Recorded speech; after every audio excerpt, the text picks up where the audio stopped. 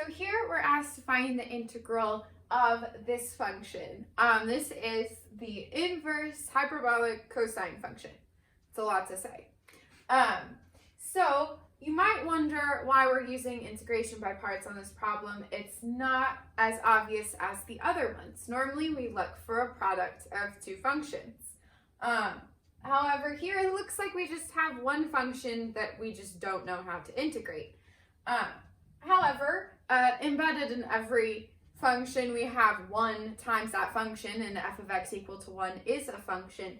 And so that's what we're going to use here in order to use integration by parts to find this. So we may not know what the integral of this function is, but we do know what the derivative is.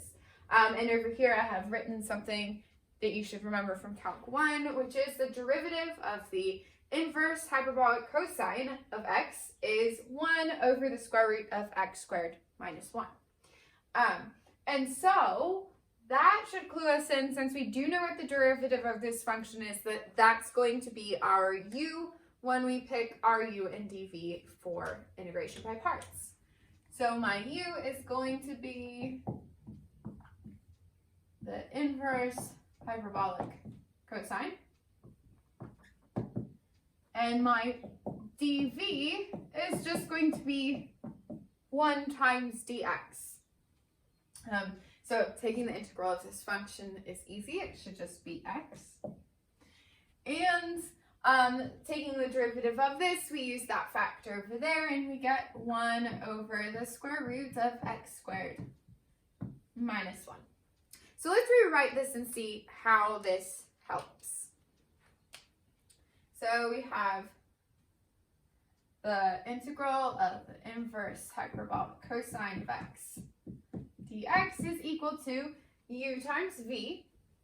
So x times the inverse hyperbolic cosine of x minus the integral of v du. And so if we write that, we get x over the square root of x squared minus 1 dx.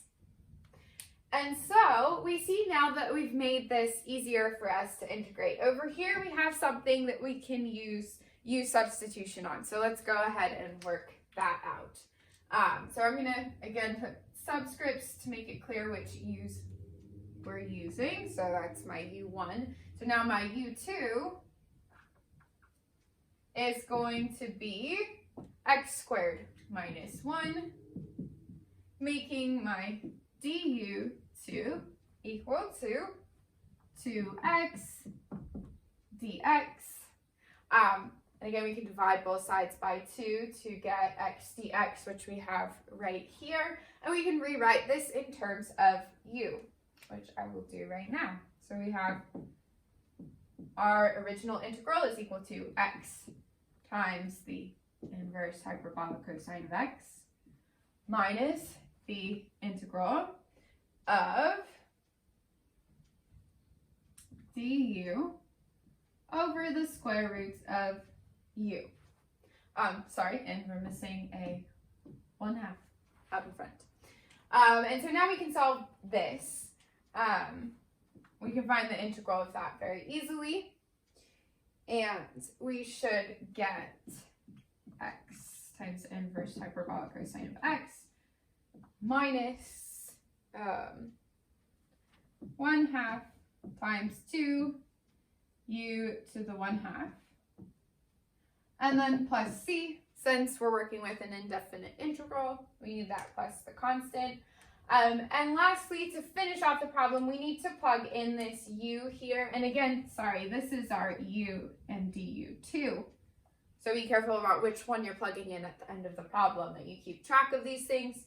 So my u2 is x squared minus 1. I'm just going to plug that in for u. So we should get x times the inverse hyperbolic cosine of x minus 1/2 times 2 is just minus 1. So minus the square root of x squared minus 1 plus c. And so here, this is an interesting example of using integration by parts because it doesn't look like what we would normally use integration by parts on, but we don't know how to find the integral of this function, but we do know what its derivative is, and so that's what was helpful for us to use integration by parts, and this should be your answer.